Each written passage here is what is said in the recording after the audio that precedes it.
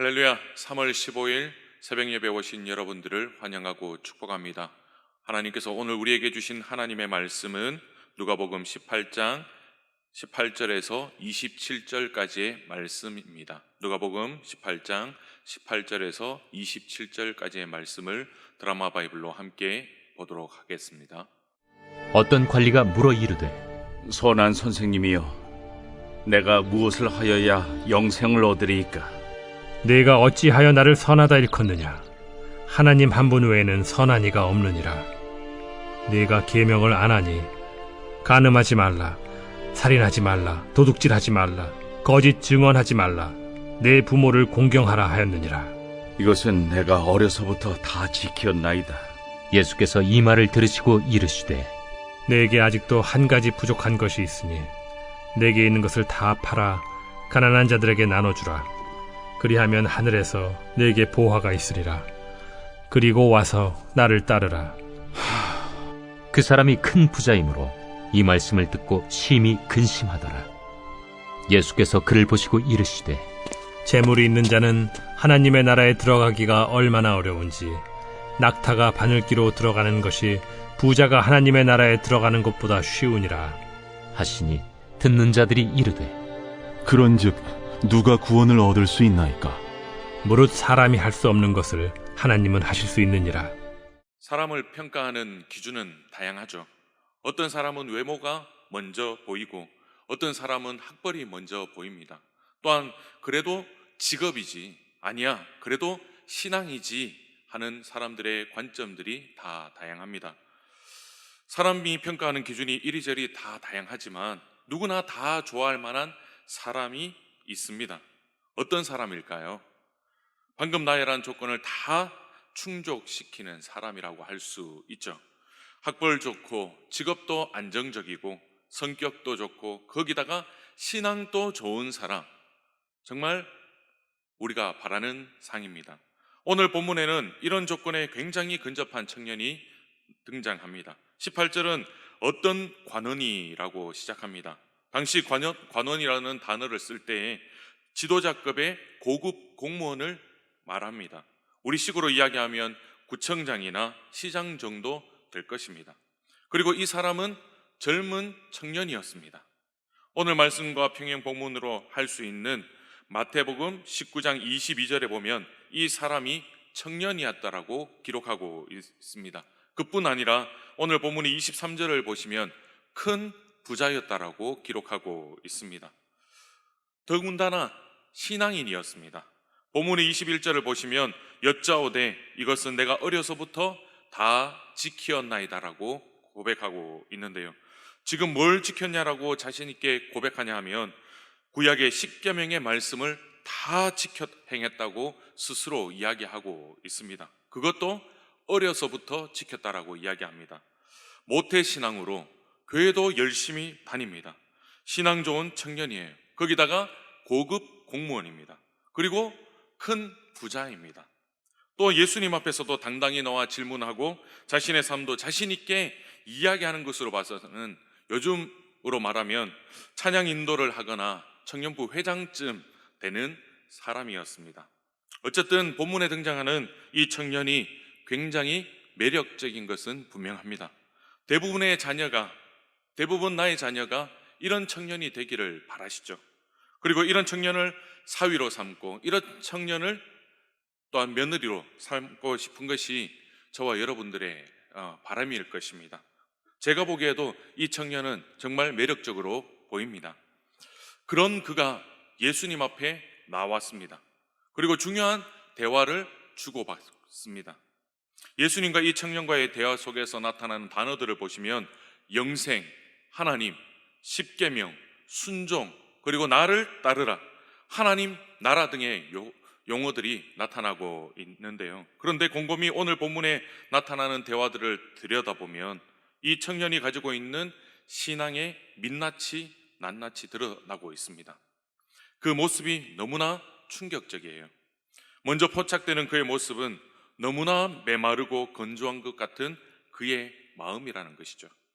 무슨 말이냐 하면 이 청년이 예수님과 나누는 대화 속에서 하나님을 사랑하는 그 마음을 도무지 찾아볼 수가 없다라는 것입니다.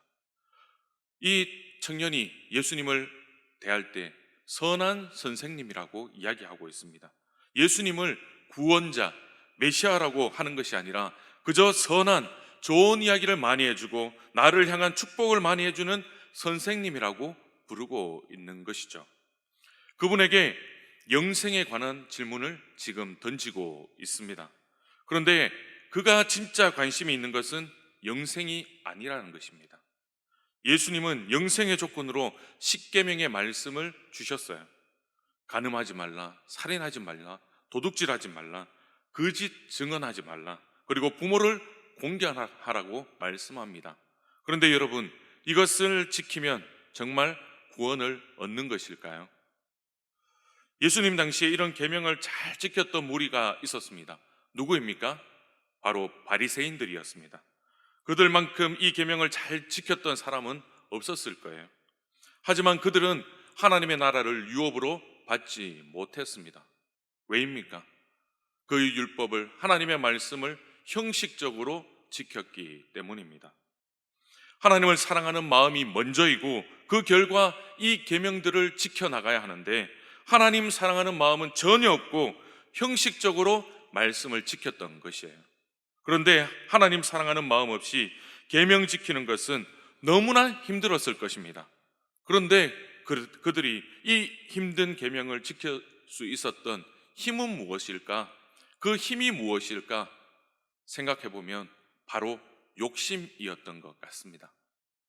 종교 지도자로서 누릴 수 있는 힘과 권력, 그리고 많은 사람들로 받는 존경심, 이런 것을 누리고 싶은 그 욕심이 그들을 하나님의 사랑이 없이도 이 계명들을 지키게 해주었던 힘이 되었던 것이죠. 그렇다 보니까 바리새인들의 언어 속에는 언제나 율법이 들어가 있습니다. 그리고 자신들이 얼마나 율법을 잘 지키는지 설명하는 단어들로 가득 차 있다는 거죠. 제가 가끔 결혼 정년기를 앞두고 있는 청년들을 조언합니다. 그 조언의 말을 할 때, 누가 추천을 받았을 때 그 사람의 신앙을 설명하려고 이 형제의 아버지가 장로님이셔, 이 형제의 어머니가 권사님이셔, 이 자매는 3대째 믿음의 집안이야, 이런 언어들이 포장될 때는 무조건 그 사람은 신앙이 없는 것으로 간주하면 된다라고 조언을 합니다. 왜입니까? 얼마나 그 사람 속에 있는 믿음, 하나님을 향한 그 사랑, 신앙을 설명할 것이 없으면 그런 언어들을 가지고 오겠습니까? 신앙 없는 사람일 가능성이 높다라는 것이죠. 바로 저희 어머니가 그런 말에 속아서 고생을 많이 했다라고 들었습니다. 이 청년에게서도 이런 분위기가 느껴지는데요. 이 청년은 자신이 생각하기에 존경받는 선생님이었던 그 예수님 앞에서 바로 이것을 인정받고 확인하고 싶었던 것 같습니다. 21절 말씀에 여짜오되 이것은 내가 어려서부터 다 지키었나이다. 이 청년이 보여주는 일그러진 이 민낯은 바로 저와 여러분의 자화상일 수도 있습니다. 결국 이 청년의 관심은 성공이었던 것이죠. 세상에서도 좋은 직업으로 성공하고, 그리고 부자가 되어서 성공하고, 교회 안에서도 신앙으로 성공하고 싶었던 것입니다. 하나님이 목적이 되어야 되는데 성공이 목적이 되었던 것입니다. 세상에서 사람들의 부러움과 인정을 받는 것처럼 교회에서도 사람들의 인정과 존경을 받고 싶었던 것이죠. 이 정도 되었으니 나는 이제 최연소 장로가 될 수 있을 거야. 아니, 나는 최연소 권사가 될 수 있을 거야. 이런 야망 속에서 하나님의 사랑은 찾아볼 수가 없는 것입니다. 하지만 우리 예수님은 어떻게 사셨습니까? 예수님은 언제나 이런 마음과 늘 싸우며 사셨습니다. 엄청난 사람들의 환호가 넘쳐날 때마다 그분은 어떻게 하셨습니까? 언제나 한적한 곳으로 가셔서 하나님 아버지 앞에 무릎을 꿇고 겸손하게 기도하였습니다. 이런 청년의 민낯을 정확히 간파한 예수님의 마지막 메시지는 이것이었습니다. 22절을 함께 읽도록 하겠습니다. 예수께서 이 말씀을 들으시고 이르시되 내게 아직도 한 가지 부족한 것이 있으니 내게 있는 것을 다 팔아 가난한 자들에게 나눠주라. 그리하면 하늘에서 내게 보화가 있으리라. 그리고 와서 나를 따르라 하시니. 22절을 한마디로 이렇게 표현할 수 있습니다. 너의 모든 것을 다 포기하고 나를 따를 수 있느냐? 너는 나를 정말 사랑하느냐? 라고 묻는 것이죠. 나를 따르라, 이 말은 예수님이 제자들을 부르셨을 때 쓰셨던 표현입니다. 지금 예수님은 이 청년을 제자로 부르고 계시는 겁니다. 너는 나의 제자가 될 수 있겠니? 라고 질문하고 계시는 거죠. 그런데 청년은 이러한 영광스러운 부르심 앞에서 온전한 반응을 보이지 못하고 있습니다. 그리고 오늘 본문이 설명하는 그 이유가 너무나 슬픕니다. 23절에 보시면 그 사람이 큰 부자이므로 이 말씀을 듣고 심히 근심하더라라고 기록하고 있습니다. 그 청년이 큰 부자였기 때문에 그런 말씀에 순종할 수가 없었다라고 합니다. 사랑하는 여러분, 여러분이 이 부르심 앞에 서 있다면 어떻게 반응하시겠습니까? 그게 어떤 돈인데요? 그 재산이 어떤 재산인데요? 어떻게 모았는데요? 가난한 자들을 위하여서 쓰라고요? 10원도 그런 사람들을 위해서 저는 사용할 수 없습니다. 주님을 따르는 일은 너무나 좋은 일이지만 나는 그런 방식으로 절대 따를 수 없습니다. 이렇게 고백하시겠습니까? 오늘 본문과 평행 본문인 마가복음 10장 22절에는 이 청년이 재물이 많았다라고 말씀하면서 독특한 단어를 사용하는 것을 볼 수 있습니다. 바로 헬라어 끝데마라는 단어입니다. 이것을 70인역에서 한결같이 번역하기를 토지, 땅이라고 번역하고 있습니다. 그렇다면 다시 말해서 이 청년은 땅 부자라고 말을 하는 것입니다. 바로 이 지점에서 우리는 두려운 함정이 있다는 것을 기억해야 하는 것이죠. 간단히 말씀드리면 구약 성경에는 희년법이라는 것이 있습니다. 안식일, 안식년, 희년. 이 희년이 되면 노예에게 자유를 줍니다.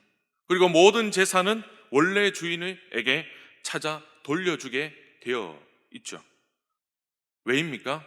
이스라엘 백성들이 애굽의 노예로부터 자유케 하신 하나님을 기념하는 날이기 때문에 그렇습니다.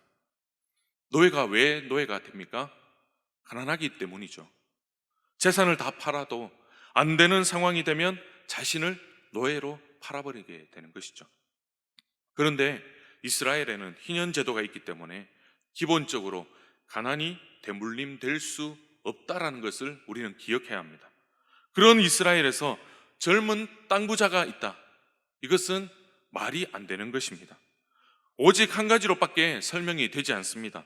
이 젊은 청년은 토지를 유산으로 받은 것이 분명하고 이것은 희년제도, 다시 말해서 하나님의 말씀을 실천하지 않은 것이 분명하다라는 것입니다. 영생을 궁금해하고 눈에 띄는 계명을 잘 지키고 있는데 정작 중요한 문제, 그의 삶을 이끌어가는 실제적인 문제에 대해서는 전혀 하나님의 말씀을 지키지 않는 것을 이 청년을 통해서 볼 수 있다는 것입니다. 교회도 잘 다닙니다. 교회 생활도 열심히 하고 봉사도 열심히 하고 주일 성수도 열심히 합니다. 그런데 그의 삶의 현장에서, 가정에서, 캠퍼스에서, 직장에서 하나님의 말씀에 순종하지 않는 삶, 말씀보다 세상의 방법에 더 의지하는 삶. 장사를 하는데 저울을 속입니다. 그렇게 해놓고서는 어쩔 수 없다라고 핑계댑니다. 성공을 위해서 거짓을 실천하는 것에 예사롭게 생각하고 또한 다른 이웃의 눈물에 눈 하나 꼼짝하지 않으면서 온갖 탐욕으로 위장 전입을 하고 뇌물수수를 하고 부동산 투기를 하는 일삼는 삶을 살아갑니다. 그렇게 탐욕으로 부정직하게 부자가 되고 그렇게 탐욕으로 부정직하게 성공을 하고 나서 하나님이 다 하셨습니다. 하나님이 은혜 주셔서 하셨습니다. 이렇게 간증하는 모습, 이것이 우리의 민낯은 아닌지요? 오늘 본문에 나오는 단어를 보면 어울리지 않는 단어가 나타납니다. 그것은 바로 부자와 하나님의 나라입니다. 물론 부자는 단순히 돈이 많은 것을 의미하는 것이 아닙니다. 말씀을 지키지 않으면서 탐욕으로 부자가 된 사람을 가리키는 것입니다. 이 두 단어는 서로 어울릴 수가 없습니다. 그런데 이 청년은 이 두 마리 토끼를 다 한 번에 잡으려고 합니다. 하나님도 얻고 세상도 같이 얻으려고 하는 것이죠. 이것이 얼마나 위험하고 또한 불편한 동거인지 스스로 깨닫지 못하고 있는 것입니다. 본문 24절에서 25절 말씀을 보겠습니다. 예수께서 그를 보시고 이르시되 재물이 있는 자는 하나님의 나라에 들어가기가 얼마나 어려운지 낙타가 바늘귀로 들어가는 것이 부자가 하나님의 나라에 들어가는 것보다 쉬우니라 하시니. 무슨 말입니까? 불가능하다라는 말입니다. 이렇게 재물을 사랑하는 자, 그렇게 부당하게 하나님의 말씀을 어기면서까지 재물을 소유하는 자는 하나님의 나라에 결코 들어갈 수 없다라는 것입니다. 그럼 어떻게 해야 합니까? 26절에서 27절 말씀을 보시면 듣는 자들이 이르되 그런즉 누가 구원을 얻을 수 있나이까? 이르시되 무릇 사람이 할 수 없는 것을 하나님은 하실 수 있느니라. 재물을 사랑해도 하나님을 잘 믿으면 하나님의 나라를 소유한다는 뜻입니까? 아닙니다. 하나님이 재물을 사랑하는 우리의 마음을 하나님을 사랑할 수 있는 마음으로 변화시켜 주신다는 겁니다. 하나님께서 변화시켜 주신다는 말입니다. 그렇게 살고 싶지 않아도 끊임없이 그러한 삶을 요구하고 윽박지르는 이 삶 속에서 주님을 향한 믿음과 사랑은 우리를 변화시켜 주신다라고 말씀하고 있습니다. 무리는 그냥 그렇게 있는 사람입니다. 하지만 제자는 다르다는 것입니다. 무리는 이것저것 다 가지고 싶어 하는 사람입니다. 하나님과 세상을 겸하여 섬기고 싶은 사람이 바로 무리라는 겁니다. 제자는 어떻습니까?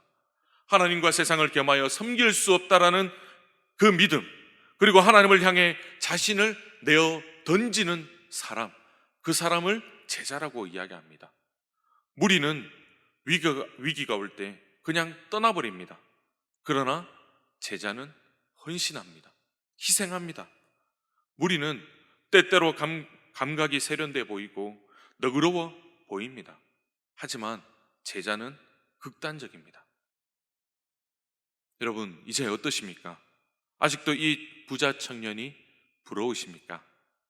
아직도 이 부자 청년이 되기를 바라고 이런 사람과 인생을 함께 걸어가고 싶으십니까? 아직도 이 사람이 여러분의 기도 제목인가요?